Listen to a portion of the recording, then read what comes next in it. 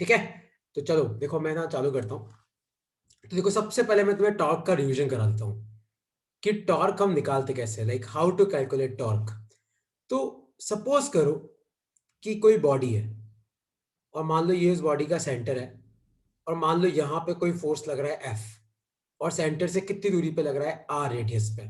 तो याद रखना, एक चीज याद रखना तुम, अगर आपका फोर्स ऐसे टेंजेंशियल लगता है ना, टेंजेंशियल, देखो ये टेंजेंशियल है, तो टॉर्क कितना होगा आर इंटू एफ। बस इतना याद रखना। टॉर्क क्या होगा, टॉर्क कैसे निकालते हैं, सेंटर से कितनी दूरी पे लग रहा है आर दूरी पे, कितना फोर्स लग रहा है एफ फोर्स लग रहा है, तो टॉर्क क्या हो जाएगा आर इंटू एफ। और एक और चीज याद रखना, क्या याद रखना आप लोग, कि मान लो कि तुम्हारा सेंटर पे ही फोर्स लग रहा है, तो अगर सेंटर पे फोर्स लगेगा तो टॉर्क कितना होगा, जीरो।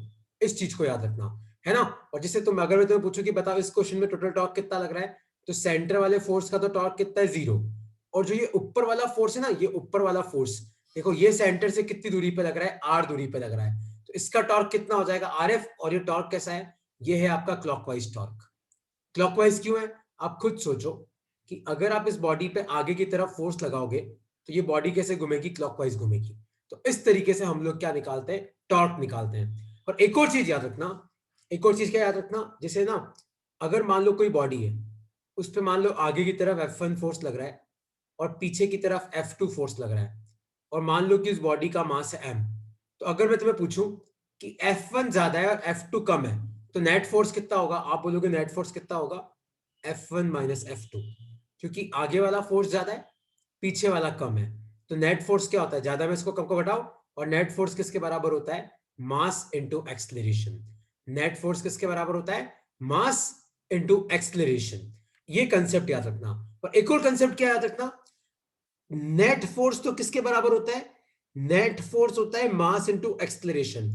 और नेट टॉर्क किसके बराबर होता है, नेट टॉर्क बराबर होता है आई अल्फा के। आई मतलब मोमेंट ऑफ इनर्शिया, अल्फा मतलब होता है आपका एंगुलर एक्सलेरेशन। तो ये तुम याद रखना, है ना, कि कोई तुम्हें पूछे कि नेट फोर्स का मतलब क्या है, तो नेट फोर्स होता है मास इंटू एक्सलेरेशन। और नेट टॉर्क क्या होता है, तो मास की जगह तो आई आ जाता है, ए की जगह अल्फा आ जाता है। तो इस तरीके से ये फॉर्मूले बने। इनमें किसी को कोई डाउट है तो आप पूछ सकते हो, नहीं तो अपन नेक्स्ट टॉपिक पे आते हैं। इनमें किसी को डाउट है तो आप पूछ सकते हो।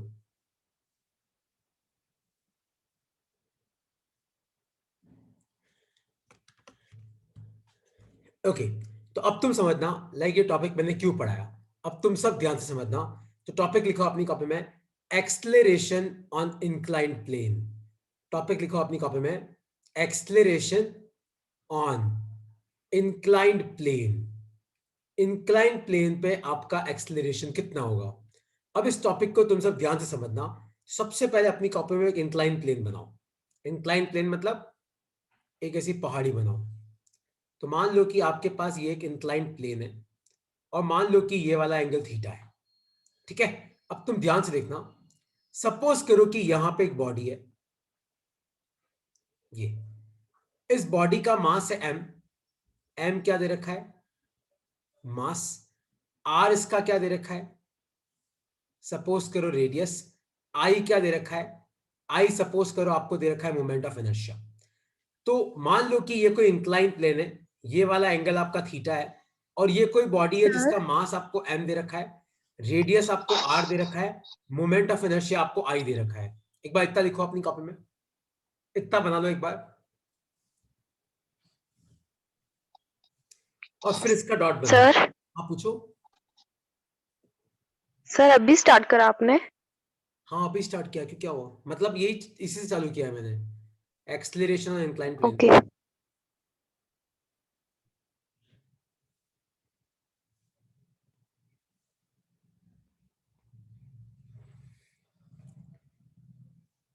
ठीक है, तो देखो अब तुम ध्यान से देखना, ये एक इंक्लाइन प्लेन है, इसके ऊपर ये एक मास पड़ा हुआ है, दिख रहा है तुम्हें गोला, इसका मास है m, रेडियस है r, और मोमेंट ऑफ इनर्शिया है i। अब तुम भूल गए हो तो मैं तुम्हें याद दिला दूं कि किसी भी बॉडी पे नीचे की तरफ mg लगता है, और उसके दो पार्ट होते हैं, याद है कौन सा पार्ट था, एक था आपका mg cos थीटा, और एक इधर की तरफ क्या लगता है, mg sin थीटा। ये दोनों ही लगते हैं। और आपका फ्रिक्शन कहां पे लगता है, आपका फ्रिक्शन लगेगा पीछे की तरफ। फ्रिक्शन फोर्स का लगेगा पीछे की तरफ, याद है कि अगर मान लो कि ये कोई सरफेस है, आप किसी बॉडी पे आगे फोर्स लगाओ तो फ्रिक्शन का लगता है पीछे, तो इस बॉडी पे आपका फ्रिक्शन फोर्स कहाँ लगेगा, ध्यान से देखो, इस बॉडी पे फ्रिक्शन फोर्स लगेगा पीछे, ये आपका। और मान लो फ्रिक्शन फोर्स आपका है छोटा एफ, एक बार इतना बना लो अपनी कॉपी में। तो आपको क्या करना है, इंक्लाइन प्लेन बनाना है, उसके डॉट पे दो फोर्स बनाने हैं, एम जी साइन थीटा नीचे की तरफ, एम जी कॉस थीटा इधर की तरफ। फ्रिक्शन फोर्स कहाँ आएगा, पीछे की तरफ, बस ये इसका फ्री बॉडी डायग्राम है। और नॉर्मल कहाँ पे आएगा, नॉर्मल आएगा आपका इधर की तरफ। तो आपके चार फोर्स है, देखो, एन, एम जी कॉस थीटा, एम जी साइन थीटा और फ्रिक्शन फोर्स। एक बार ये सारे बना लो अपनी कॉपी में।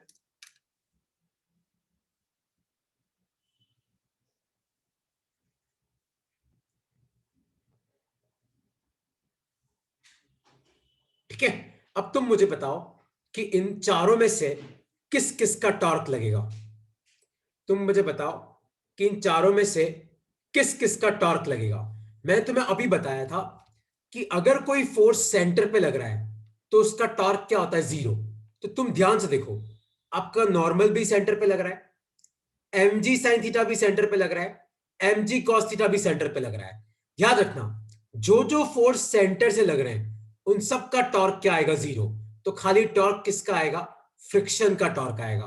तो नेट टॉर्क कितना होगा, ध्यान से देखो, आपका फ्रिक्शन फोर्स कितनी दूरी पे लग रहा है, आर दूरी पे लग रहा है, कितना लग रहा है, एफ, तो टॉर्क कितना आ जाएगा, एफ इंटू आर। और नेट टॉर्क किसके बराबर होता है, आई अल्फा के। ये सबसे पहली इक्वेशन। किसी को इसमें कोई डाउट है तो आप पूछ सकते हो कि ये कैसा है इक्वेशन। Sir repeat. देख मेघना, तुझे ना एक बार वापस समझाता हूं मैं। सपोज कर, तुम सब ध्यान से देखना, सपोज करो कि ये कोई बॉडी है, मान लो इस पे एक फोर्स F1 ऐसे लग रहा है, एक फोर्स F2 ऐसे लग रहा है, एक फोर्स लग रहा है मान लो F3। और मैं पूछूं कि बताओ सेंटर के हिसाब से कितना टॉर्क है। देखो ध्यान से देखना टॉर्क कैसे निकालते हैं। तो ये जो F1 है ये कितनी दूरी पे लग रहा है, R, तो कितना टॉर्क लग रहा है, RF1। और ये जो F3 है ना, ये सेंटर पे ही लग रहा है।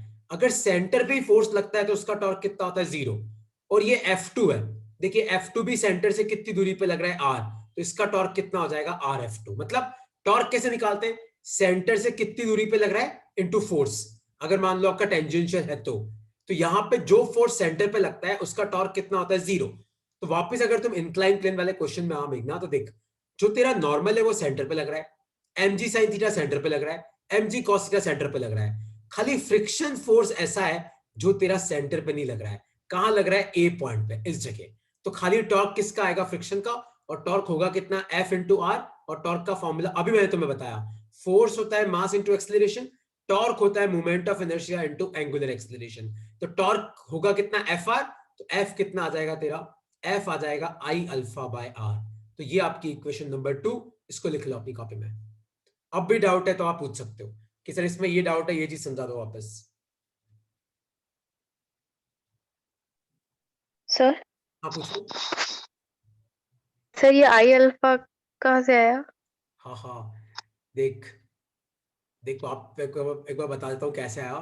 देख, टॉर्क होता है तेरा आर इंटू एफ, ठीक है। फोर्स क्या होता है, मास इंटू एक्सलेरेशन, ठीक है, आर इंटू एम इंटू ए। अब अगर तुम भूल गए हो तो ऐसे ही तुझे ये फॉर्मूला याद है, v equal to omega R. Circular motion में भी आया था, बहुत बार पढ़ा चुका हूं मैं। आप दोनों तरफ टाइम से डिवाइड यस करोगे सर। तो वेलोसिटी अपॉन टाइम क्या होता है, एक्सलेरेशन। और ओमेगा अपॉन टाइम होता है एंगुलर एक्सलेरेशन। तो a इक्वल टू क्या होगा, अल्फा आर। तो यहाँ पे पुट कर आर इंटू एम, और ए की जगह पुट कर दे अल्फा आर। और ध्यान से देख, आर इंटू आर क्या हो जाएगा, आर स्क्वायर और अल्फा। और अगर तुम भूल गए हो तो मास इंटू वो कितनी दूरी पे पड़ा है उसका स्क्वायर, ये होता है मोमेंट ऑफ इनर्शिया। तो टॉर्क का फॉर्मूला क्या आ जाता है, आई अल्फा। ठीक है,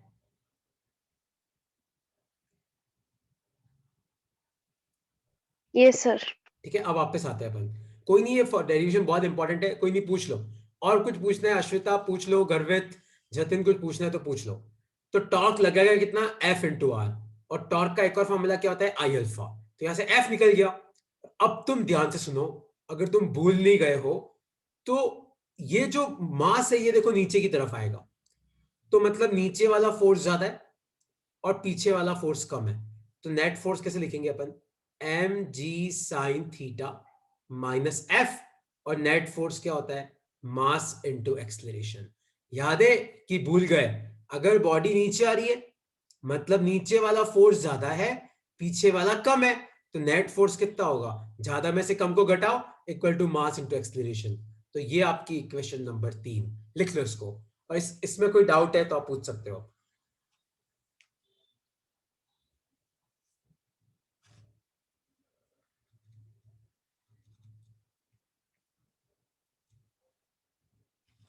ठीक है, तो देखो बस सारी इक्वेशन हो गई, अब बस ऊपर नीचे करना है। अभी मैंने तुम्हें बताया लास्ट स्लाइड में a इक्वल टू क्या होता है, अभी मैंने तुम्हें बताया a इक्वल टू था अल्फा आर।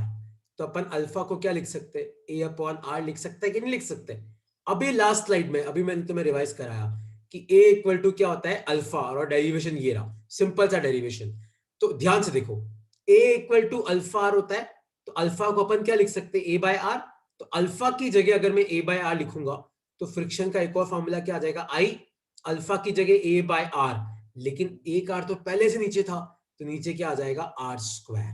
ठीक है, और इसको यहाँ पे पुट कर दो इस इक्वेशन में, तो एम जी साइन थीटा और फ्रिक्शन की जगह पुट करो आई ए अपॉन आर स्क्वायर, उधर क्या आ जाएगा एम ए, और इसको उधर लेके जाओ, इसको उधर, तो नेगेटिव पॉजिटिव हो जाएगा, तो एक्सेलरेशन क्या हो जाएगा M ji sine theta upon M plus I by R square. ऐसा क्यों आया, क्योंकि ये जब उधर जाएगा तो ए कॉमन ले लेना, दोनों में ए है कॉमन ले लेना, और ये तुम्हारा एक्सेलरेशन है, एक्सेलरेशन ऑन इंक्लाइंड प्लेन। बहुत इंपॉर्टेंट डेरिवेशन है, तुम कोई भी एग्जाम दे लो, बहुत इंपॉर्टेंट डेरिवेशन है एक्सेलरेशन का। ये फॉर्मूला भी तुम्हें याद रखना है, और इस फॉर्मूले में वैल्यू कैसे पुट करते हैं, एक क्वेश्चन मैं तुम्हें समझाऊंगा, वो तुम याद रखना। अब कोई डाउट है इसमें तो पूछो, मेघना कोई डाउट है तो पूछ ले, क्योंकि ये बहुत इंपॉर्टेंट डेरिवेशन है। किसी को कुछ पूछना है तो पूछ लो।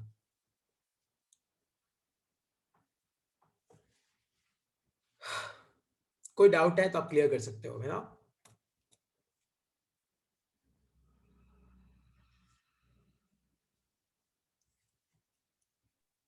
सर हाँ पूछो। सही वापस रिपीट कर दो ना, लास्ट वाला। मतलब कहां से, यहां से यस सर। देख, ये वाली इक्वेशन कैसे लिखी तुझे समझ में आया, M ji sine theta minus I A by R square equal to M A, ये समझ में आ गया आपको। नहीं। देख, फ्रिक्शन की जगह मैंने आई A by R square put किया, तो ये वाली इक्वेशन आ गई जो मैंने वापस लिखी है, और फिर मैंने क्या किया, ओके इसको उधर भेजा। मैं वापस करा दूंगा, एक सेकंड, एक बार तेरे को यहां से समझ में नहीं आए तो पहले यहां वाला समझ ले। इसको उधर लेके जाओ तो ए कॉमन आ जाएगा, और ब्रैकेट में क्या आएगा M plus I by R square, बस इसको मैंने नीचे भेज दिया।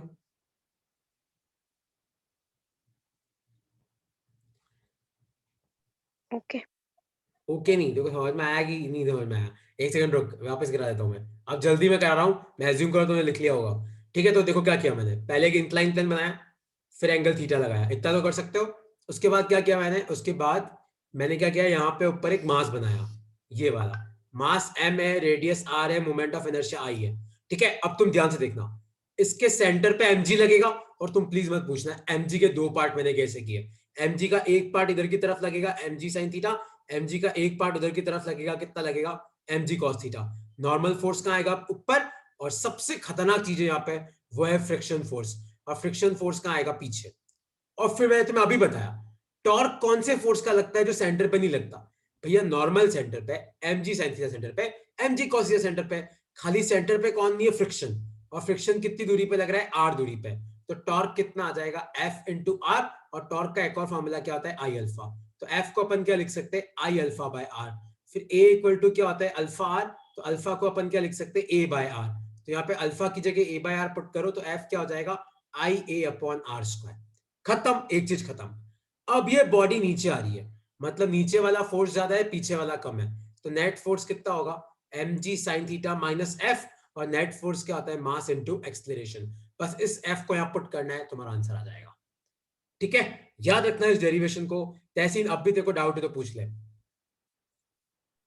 नो सर, अब क्लियर कोई हो गया। डाउट नहीं है तो आप एक क्वेश्चन तुम लोग सॉल्व करो, सीधा वैल्यू पुट करनी है, सब मुझे आंसर बताओ। सपोज करो कि ये कोई इंक्लाइन प्लेन है, ये एंगल है थीटा, और मान लो कि इस इंक्लाइन प्लेन के ऊपर सपोज करो कि एक सॉलिड स्फीयर पड़ा हुआ है, क्या पड़ा हुआ है, एक सॉलिड स्फीयर पड़ा हुआ है जिसका मास है m, रेडियस है r और मोमेंट ऑफ इनर्शिया मैं तुम्हें दे रहा हूं 2/5 mr²।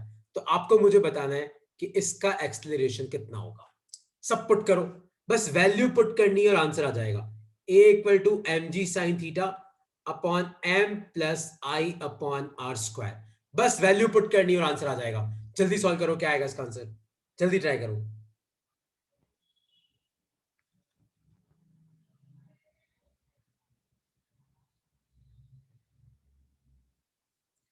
तो कितना आएगा देखो, mg sin theta upon m plus I कितना है 2/5 mr² अपॉन r²। तो r² से r² गया, ऊपर भी m है नीचे भी m है गया, तो इस 5 को ऊपर लेके जाओ तो आपका आंसर आएगा 5g sin थीटा और 5 और 2 नीचे कितना आ जाएगा 7। तो ये आपका एक्सेलरेशन है 5g sin theta divided by 7। इस तरीके से हम लोग a निकालते हैं। तो आपको a निकालने के लिए क्या याद रखना पड़ेगा, मोमेंट ऑफ इनर्शिया याद रखना पड़ेगा। किसी को अब इसमें कोई डाउट है तो आप पूछ सकते हो। एक्सेलरेशन ऑन इंक्लाइंड प्लेन पे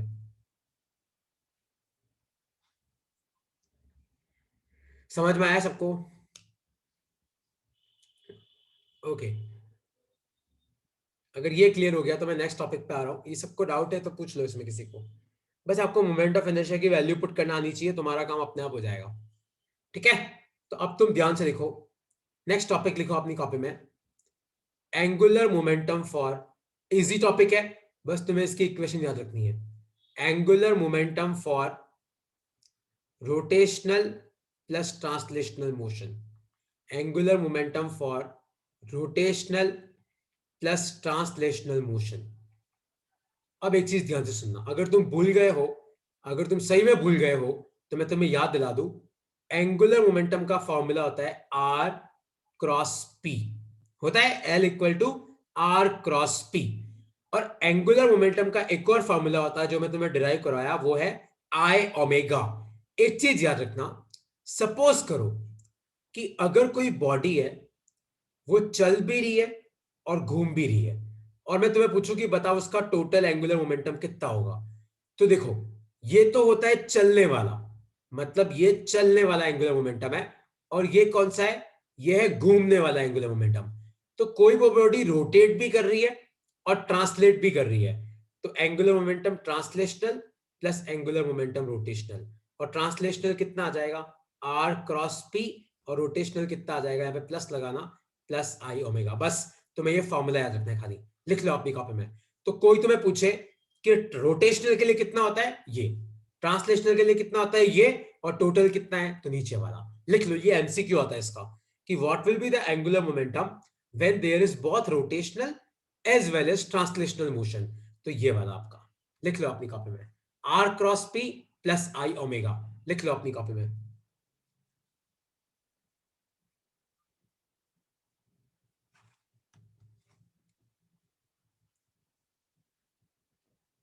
तो ये तो आपका ट्रांसलेशनल, ये आपका रोटेशनल, और टोटल कितना हो जाएगा, जैसे तो तुम्हारी गाड़ी का टायर है, जब आपकी गाड़ी रोड पे चलती है तो आपकी गाड़ी का टायर घूमता भी है और चलता भी है, तो उस केस में दोनों आएंगे। लेकिन अगर मैं तुम्हें पूछूं कि तुम्हारे घर में जो पंखा है, क्या आपके घर में जो पंखा है वो चलता है क्या, नहीं, वो क्या करता है, खाली घूमता है, तो उस केस में खाली कौन सा आएगा, आई ओमेगा, है ना। तो इस तरीके से हम लोग निकालते हैं angular momentum for rotational plus translational motion. किसी को इसमें कोई डाउट है तो आप पूछ सकते हो।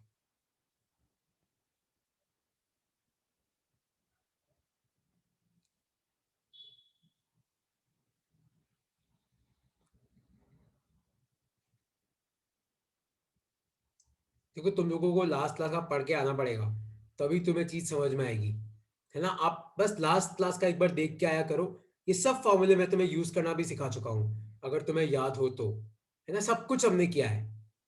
ठीक है, अच्छा, अगर ये तुम्हें एक बार लिख लो, इसको एक बार वापस अपने नोट्स देख लेना, लेकिन ये सब फॉर्मूले अपन पढ़ चुके हैं। बस खाली याद रखना कि ये ट्रांसलेशनल है, ये रोटेशनल है, और ये दोनों है तब की बात है। ठीक है, नेक्स्ट लिखो अपनी कॉपी में, टॉपिक लिखो कंजर्वेशन ऑफ एंगुलर मोमेंटम, और इसके आगे हो सके तो 10-12 स्टार लगा देना, क्योंकि ये थियोरेटिकल क्वेश्चन आता है। What do you mean by conservation of angular momentum, derive the equations. बहुत इजी है, एक बार समझना, टॉपिक लिखो अपनी कॉपी में, conservation of angular momentum. Topic लिखो आप अपनी कॉपी में, कंजर्वेशन ऑफ एंगुलर मोमेंटम। और अब समझना इसको, सब समझना। देखो, आगे बढ़ने से पहले एक चीज याद रखना कि याद है आई क्रॉस आई कितना होता है? 0। याद रखना, जे क्रॉस जे कितना होता है? 0। के क्रॉस के कितना होता है? 0। भूल तो नहीं गए? अगर ये आई है, ये जे है, ये के है, और मैं पूछूं कि बताओ आई क्रॉस जे क्या होगा, तो आई क्रॉस जे होगा के, जे क्रॉस के आई और के क्रॉस आई जे। ये सब याद रखना। तो अब ये थ्योरी है क्या? What do you mean by conservation of angular momentum? देखो, सब अपनी कॉपी में एल का फॉर्मूला लिखो। तो एंगुलर मोमेंटम का फॉर्मूला होता है आर क्रॉस पी। ठीक है, अब आपको क्या करना है? अब आप दोनों तरफ टाइम के रेस्पेक्ट में डिफरेंशिएट करो। तो एल का तो क्या हो जाएगा? dl upon dt। और अब एक चीज याद रखना, अगर r भी कांस्टेंट नहीं है और p भी कांस्टेंट नहीं है, जैसे मान लो 2x होता, तो अपन 2 का तो करते ही नहीं है, खाली x का करते हैं। लेकिन अगर मान लो x y है, तो अपने को x का भी करना पड़ेगा, y का भी करना पड़ेगा। तो देखो r क्रॉस p का कैसे करते हैं समझना। पहले आप r का करो और p को रहने दो, तो dr by dt cross p plus, अब आप r को रहने दो और p का करो, तो p का कितना हो जाएगा? dp by dt। ठीक है, कैसे करते देखो, r क्रॉस p था, पहले आप r का करो और p को रहने दो, p को छेड़ो भी मत, फिर आप r को रहने दो, p का करो, और dr बाय dt अगर तुम भूल गए हो तो ये होता है वेलोसिटी। और लीनियर मोमेंटम क्या होता है? Mass into velocity. और r क्रॉस अगर तुम भूल गए हो तो dp अपॉन dt होता है फोर्स। भूल तो नहीं गए? Force is rate of change of linear momentum, F equal to dp by dt। ठीक है, बस यहां से इक्वेशन आई है। और तुम ध्यान से देखो, I क्रॉस I 0 है, तो V क्रॉस V भी क्या होगा? 0। तो ये क्या बचा? R cross F। और R क्रॉस F क्या होता है? टॉर्क होता है। लिख लो अपनी कॉपी में, बहुत इंपॉर्टेंट इक्वेशन है ये, relation between angular momentum and torque, और उसके आगे आएगा कंजर्वेशन ऑफ एंगुलर मोमेंटम। पहले लिख लो इस इक्वेशन को, tau equal to dl upon dt। लिख लो अपनी कॉपी में, tau equal to dl upon dt। Tau मतलब होता है टॉर्क, एल मतलब होता है एंगुलर मोमेंटम। तो टॉर्क का फॉर्मूला क्या है? टॉर्क का फॉर्मूला है dl अपॉन dt। लिख लो अपनी कॉपी में इसको, torque is equal to dl upon dt। Torque क्या होता है? Rate of change of angular momentum. लिख लो, बहुत इंपॉर्टेंट इक्वेशन है। पहले आप एल लिखो, दोनों तरफ टाइम के रेस्पेक्ट में डिफरेंशिएट करो, तो एल का डिफरेंशिएशन होगा dl अपॉन dt। ठीक है, अब आपके पास है r क्रॉस p, तो पहले आप r का डिफरेंशिएशन करो, p को रहने दो, p को छेड़ो भी मत, फिर लगाओ प्लस। अब आप r को रहने दो और p का करो, तो p का dp बाय dt। पर dr बाय dt क्या होता है? देखो भूलना मत पिछला, dr बाय dt होता है वेलोसिटी और dp बाय dt होता है फोर्स। ठीक है, तो ये तो आपका पूरा टर्म क्या हो जाएगा? 0, क्योंकि अगर दो वेक्टर सेम है तो सेम वेक्टर्स का जो क्रॉस प्रोडक्ट होता है वो कितना होता है? 0। और r क्रॉस f क्या है? तुम्हारा फोर्स। तो ये आ गया तुम्हारा इक्वेशन। लिख लो अपनी कॉपी में इसको।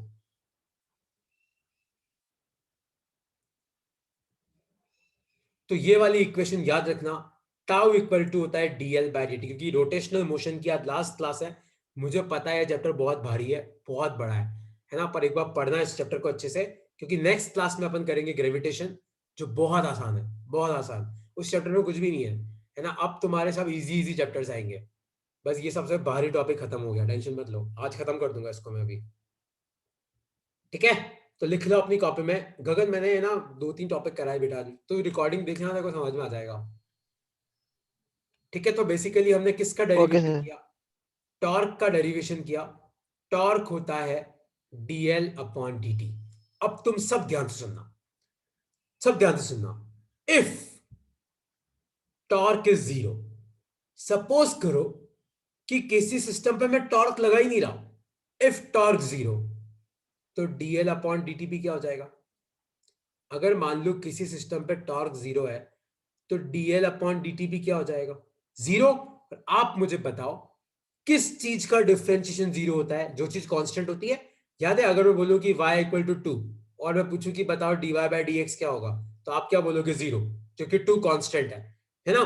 तो अगर कोई चीज कांस्टेंट होती है तो उसका डिफरेंशिएशन क्या होता है, 0। तो इसका मतलब है कि L की वैल्यू क्या है, कांस्टेंट। कांस्टेंट का मतलब है कि जितनी पहले थी उतनी बाद में रहेगी। तो याद रखो, लिखो अपनी कॉपी में कि कंजर्वेशन ऑफ एंगुलर मोमेंटम क्या है। तो लिखो अपनी कॉपी में कि according to conservation of angular momentum, according to conservation of angular momentum, according to conservation of angular momentum, if torque on system is 0, if torque on system is 0 comma, then angular momentum will be conserved, then angular momentum will be conserved। याद है conservation of linear momentum, force 0 है तो momentum conserve रहेगा, torque 0 है तो angular momentum conserve रहेगा। तो according to conservation of angular momentum, if torque on system is 0, then angular momentum will remain conserved, then angular momentum will remain conserved। लिख लो अपनी कॉपी में, लिख लो कि अगर किसी सिस्टम पे टॉर्क नहीं लग रहा है तो उस सिस्टम का एंगुलर मोमेंटम क्या रहेगा, कंजर्व रहेगा। कंजर्व का मतलब है कि जितना पहले था बाद में भी उतना ही रहेगा। लिख लो इसको अपनी कॉपी में।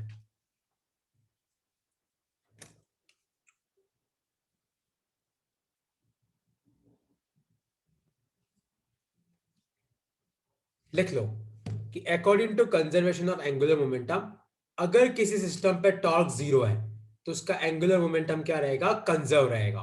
लिख लो, और इसमें कोई डाउट है तो आप पूछ सकते हो।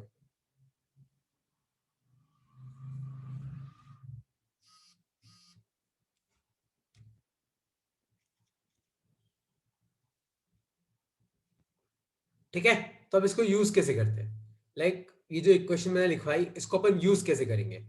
तो याद रखना, देखो किसी भी सिस्टम पे टॉर्क 0 है तो एंगुलर मोमेंटम कंजर्व रहता है। और याद रखना एंगुलर मोमेंटम का फॉर्मूला होता है आई ओमेगा। अगर तुम भूल गए हो तो ओमेगा का फॉर्मूला होता है 2π/t। अब देखो ये फॉर्मूला कैसे काम का है। अगर मान लो मैं तुम्हें क्वेश्चन पूछूं कि if all the ice on poles, if all the ice on poles of earth, if all the ice on poles of earth melt down, मान लो हमारे पोल्स पे जितनी भी आइस है वो मेल्ट कर जाएगी।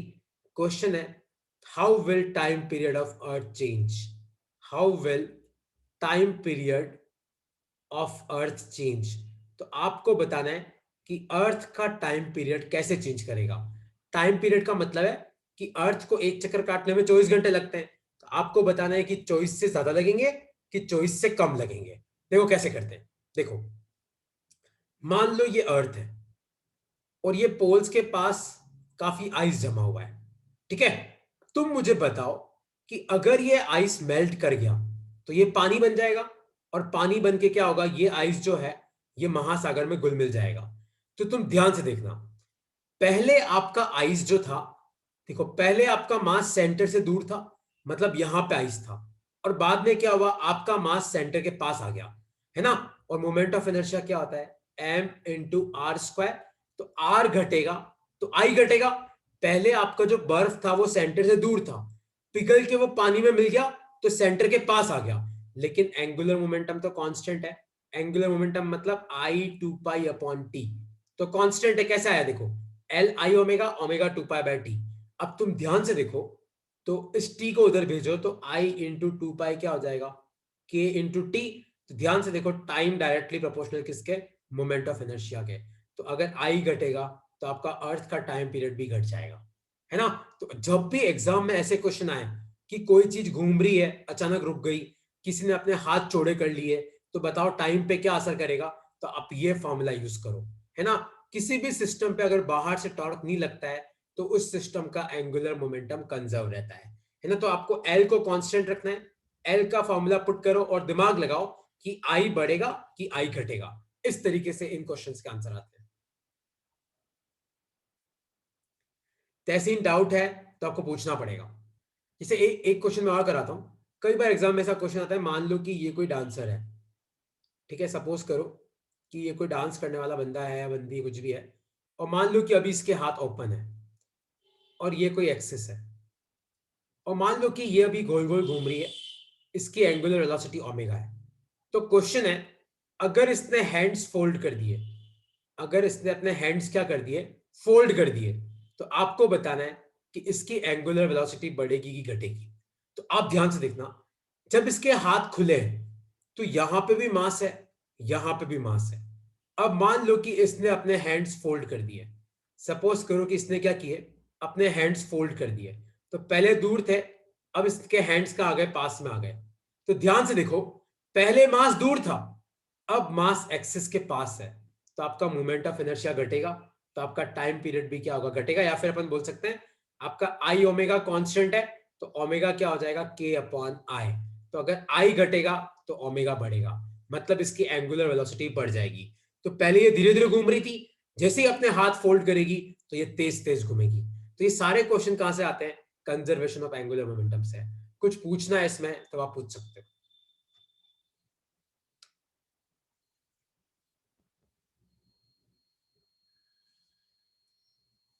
कोई भी डाउट है तो आप पूछ सकते हो कि ऐसा क्यों हुआ, क्योंकि जब इसने अपने हाथ फोल्ड किए है ना, मोमेंट ऑफ इनर्शिया क्या होता है, एम आर स्क्वायर। तो अगर आप आर कम करोगे, आर मतलब आपका मास एक्सिस से कितना दूर है, तो अगर आपका हाथ पास में आ गया तो आपका आई घटेगा, और एल कांस्टेंट है, तो एल क्या होता है, आई ओमेगा कांस्टेंट है, तो ओमेगा क्या हो जाएगा, के अपॉन आई। तो आई घटेगा तो ओमेगा बढ़ेगा, मतलब तेज तेज घूमेगा। ठीक है, और कुछ पूछना है तो इसमें आप पूछ सकते हो, कंजर्वेशन ऑफ एंगुलर मोमेंटम में।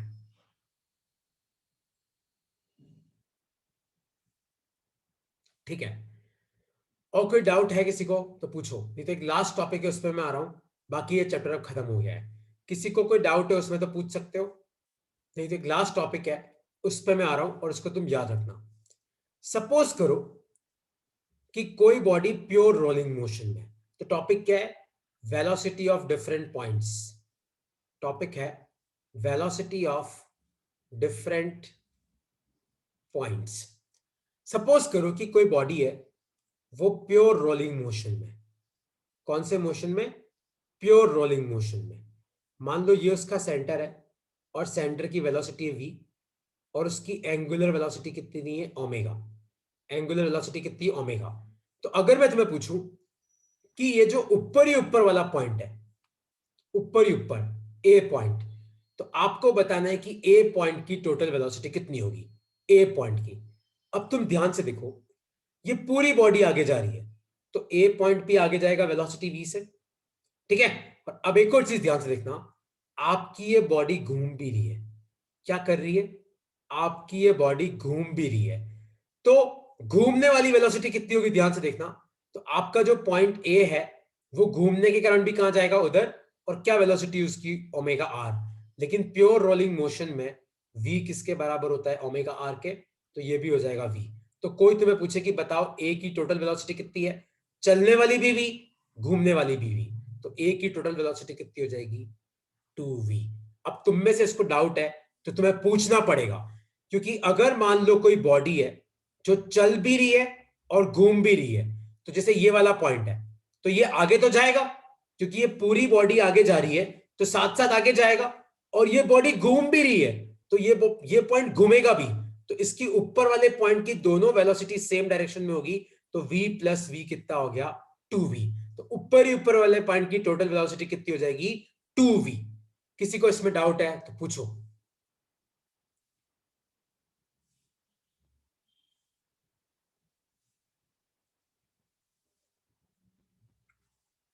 ठीक है, अगर मैं पूछूं कि बताओ इस पॉइंट की वेलोसिटी क्या होगी, इस पॉइंट की, मान लो ये पॉइंट बी है, तो ध्यान से देखना, जो ये बी पॉइंट है वो बॉडी के साथ साथ आगे जाएगा, और बॉडी घूम रही है, तो बॉडी घूमेगी तो देखो कैसे घूमेगा, ये ऐसे घूमेगा, ऐसे घूमेगा, और कहां जाएगा, ऊपर की तरफ, और एक वेलोसिटी इसकी क्या हो जाएगी, ऊपर की तरफ।